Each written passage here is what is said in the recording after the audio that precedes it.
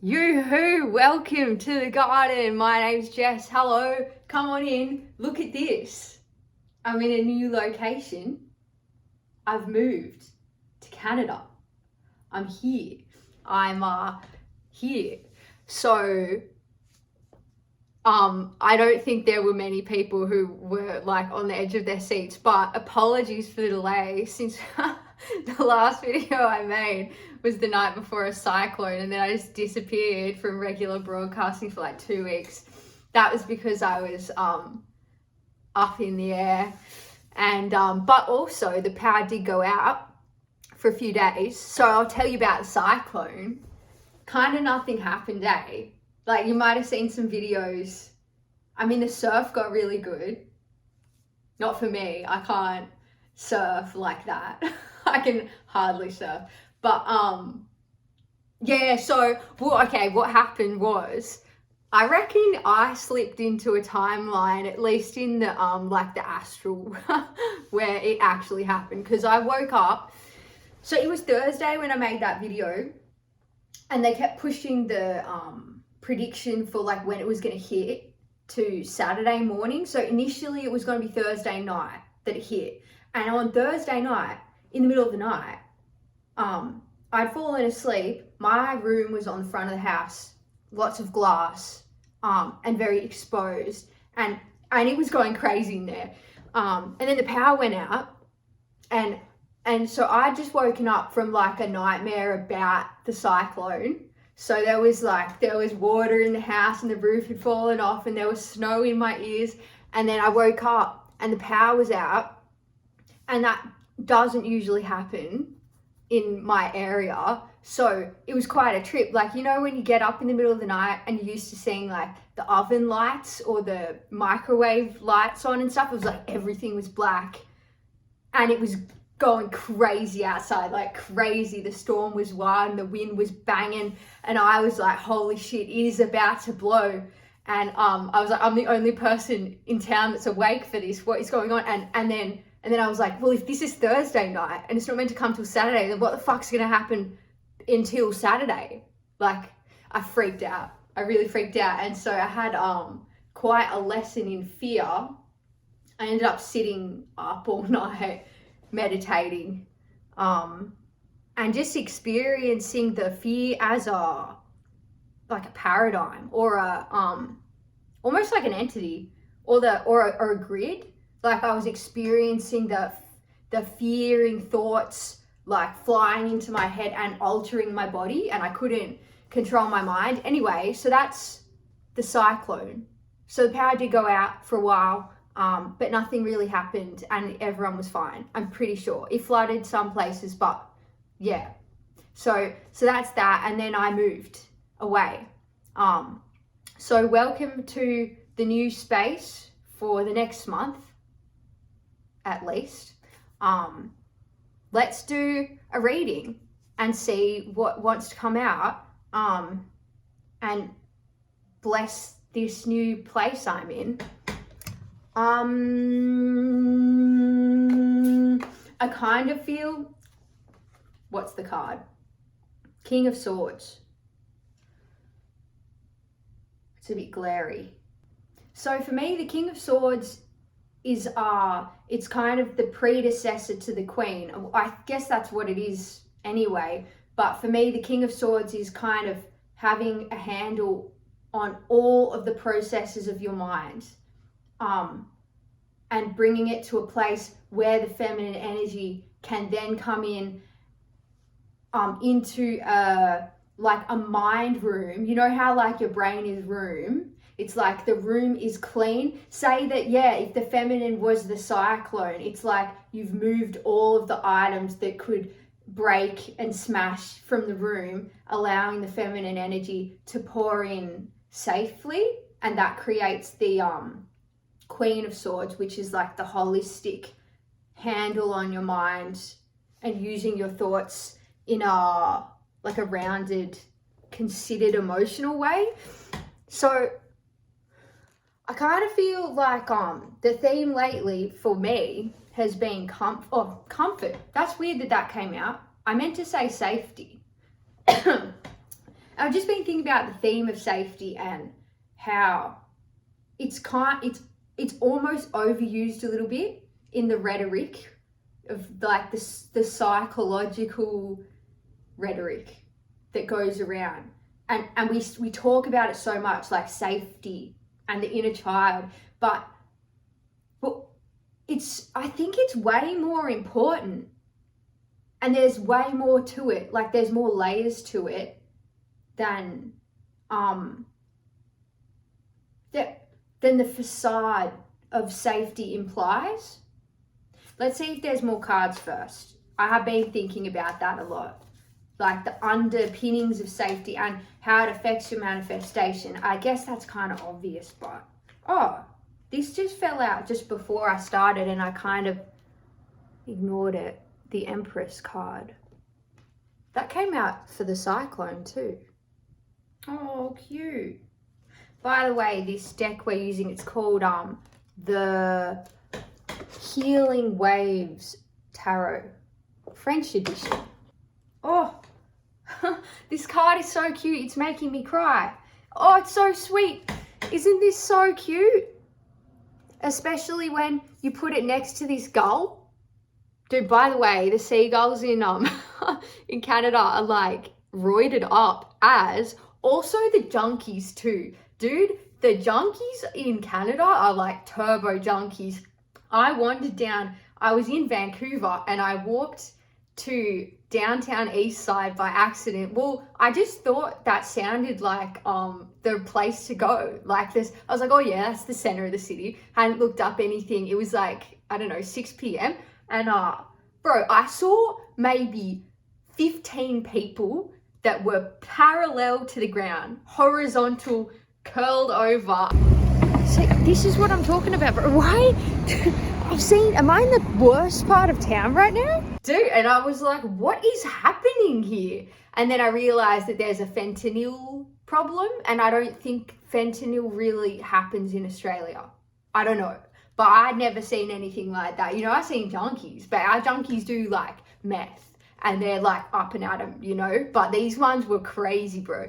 And the gulls were roided up, dude. The seagulls are like boofty. They're like double the size and thick, and also the ducks or the geese, whatever, I don't know. Anyway, okay, that knocked me out of my emotional zone. Maybe there's some significance. Nah, there's no, you know, when you like try and put everything has significance, but here we have this sweet, beautiful gull that I just want to cuddle him and tell him it's going to be okay, because he's made a prison with his thoughts. And then this kind of feels like he's chosen one, you know? And that's safety as well. Yeah.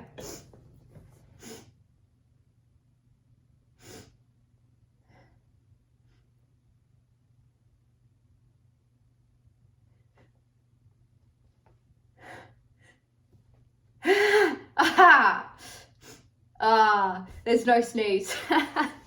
Do you guys think sneezes are small exorcisms? Because I feel like that. I feel like I actually release something emotional every time I Anyway, so then, oh look, we have another composition here of two jellies as opposed to the gulls. Sorry, I keep calling them gulls. I don't like that. I've never done that before. They're called seagulls. The Knight of Cups. The Knight of Cups. This is weird. This house is bringing out a different vibe in me. And then we have the Queen of Cups, everyone. So it kind of feels like a drowning in emotion. And you know, it's about being prepared to bring your godhood into reality, but it's not necessarily actually happening. And I feel like the safety factor comes into this. Previously, when I've seen a jellyfish on the cards, I've mentioned the strings versus the thicker ribbons, and how to me they represent different strands of rhythm or frequency, and that you can bring together all of them into a dance where they're seamlessly moving as one, but at different speeds or wavelengths.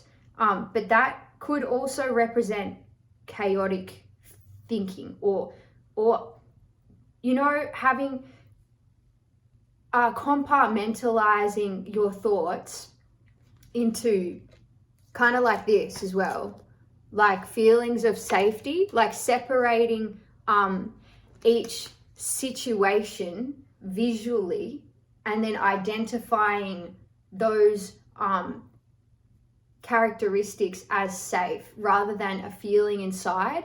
When, you know, and this is just one, there's only one big whatever you want to call that. I want to call it a can dress. And then I start thinking about the first Ested fit I ever did was in a can dress. I don't know, do you guys have Ested fits in the States? It's like a recital. It's like a dance competition.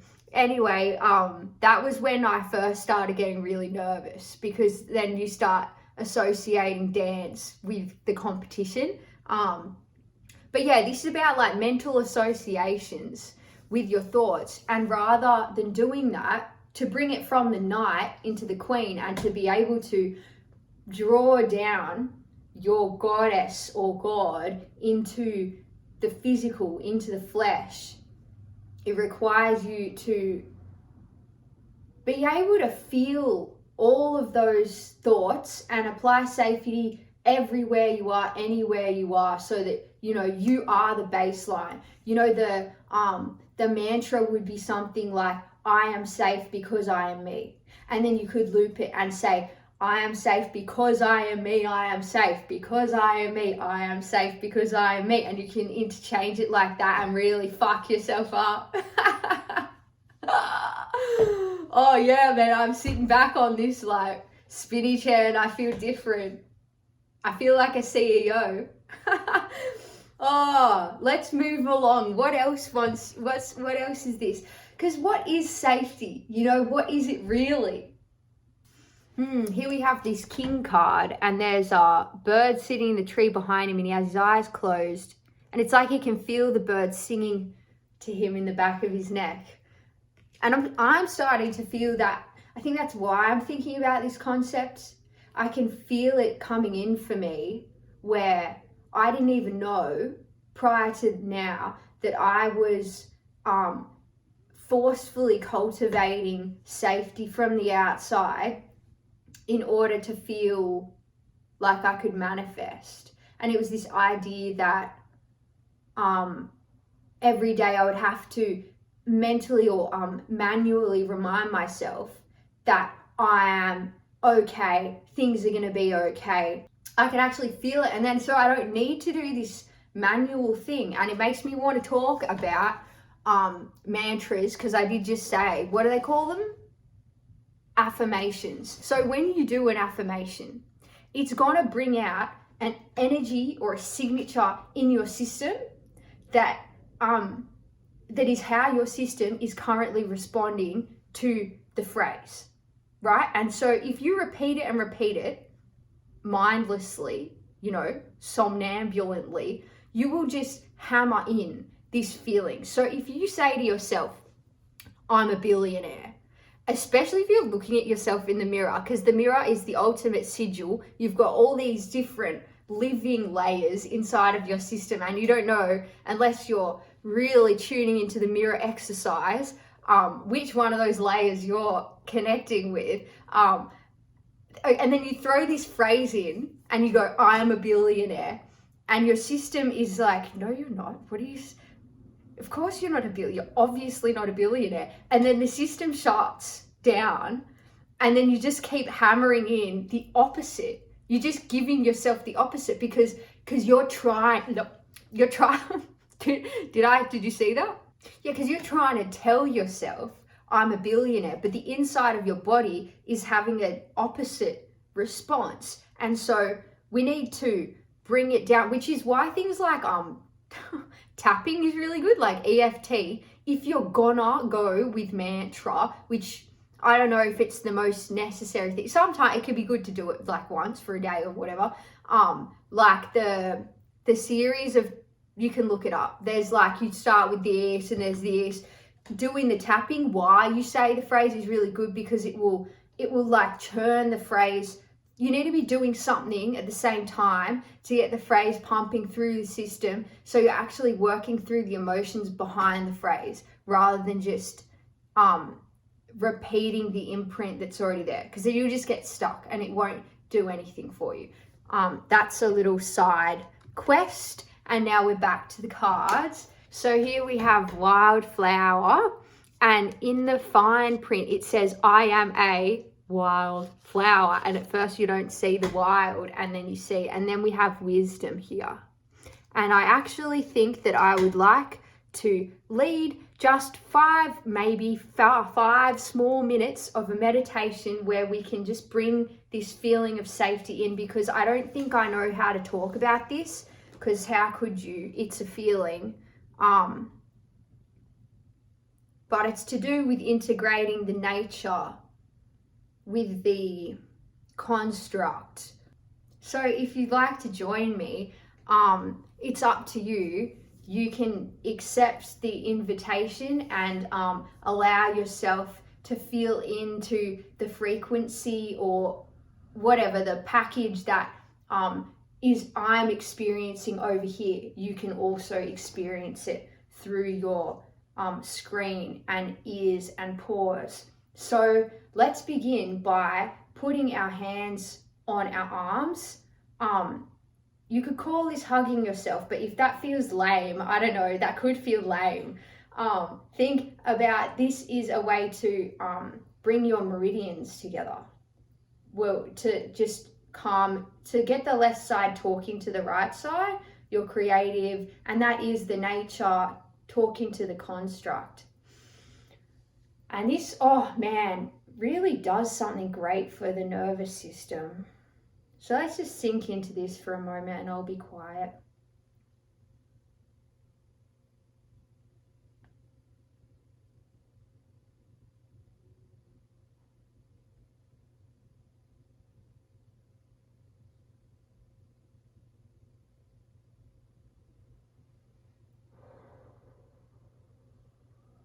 And the guidance is to try thinking in terms of sharing the experience of your life with your higher self. Instead of asking to talk to the higher self and bring the higher self down through you, think about what they would like you to share with them. You know, because the higher self doesn't get a chance to be in the physical. So you want to share the sunshine with your higher self and show them through your feelings and your emotional body what the experience is like to feel gratitude or to eat something tasty, or to be satisfied with the place you're in. So just come into that feeling and see if you can share the nurture of this arm wrapping motion with your higher self.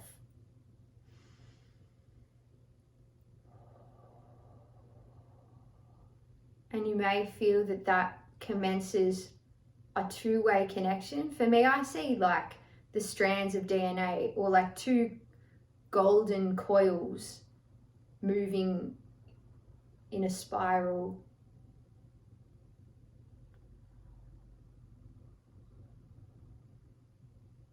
And then allow your focus, like the back of your eyes, feel like they're just falling backwards and sitting on a couch, and that couch is inside of your spine. So the fluid of your spine.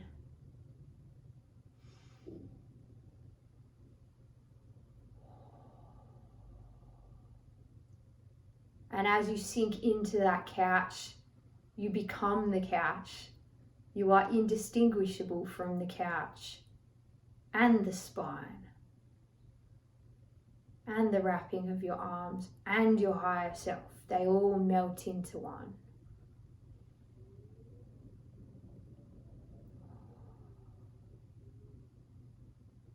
You can connect to the soles of your feet and allow them to open up and invite a grounding sensation into the body. You can also think of them like hoses that allow any negative or thick energy that wants to leave through the feet into the ground.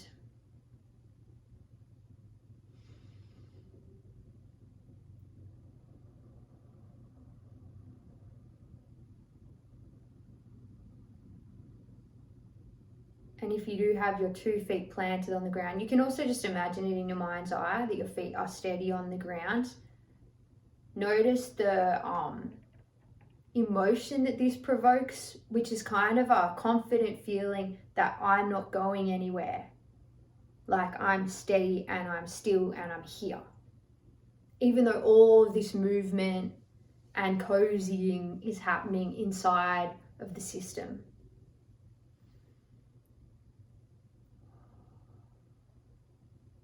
And then just let the center of your heart expand. You can let go of your hands now. You might even want to do what I'm doing, like cultivating the feeling of your heart's energy. So you can imagine your heart like a seed or like a pea. And then the vision of that is just expanding until it envelops your whole form and your whole body, and you're inside an egg entirely cultivated of your own energy.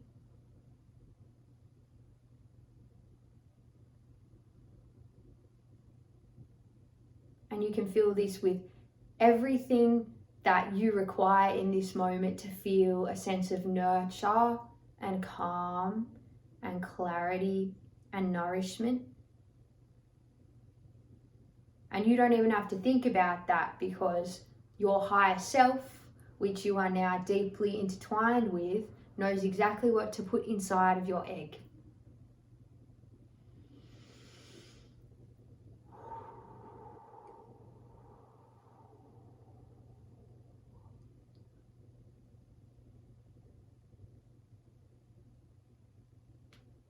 And then notice the reciprocal gratitude of your higher self as they want to say thank you for making this connection to them and for sharing your experience in a different way.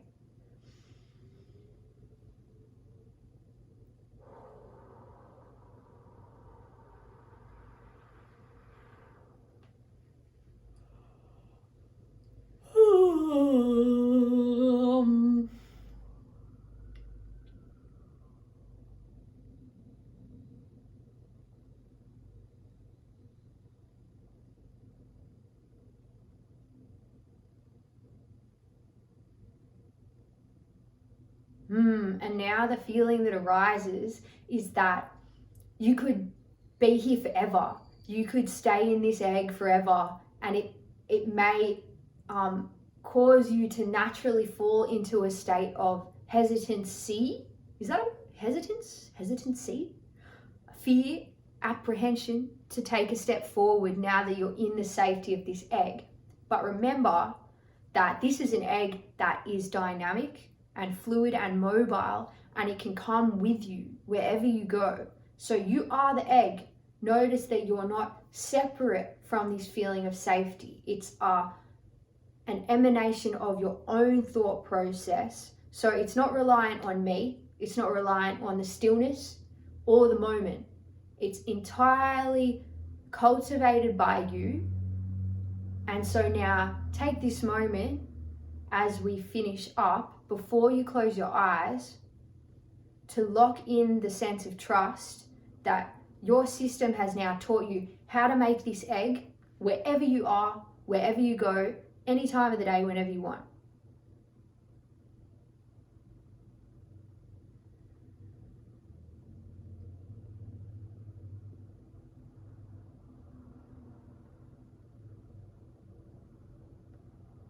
And this is what it means to know, the body knowing, you know?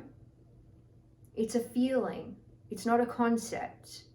It's something that you can supply yourself all the time. So you can continue to simmer in this and I'll leave you, or you can use this moment to open your eyes, and you can come in and out of closing and opening them if you like, so that you can make sure you're locking in that interdimensionality of your subtle bodies with the moment and with your vision and with your eyes. Oh, isn't that nice? I feel so good.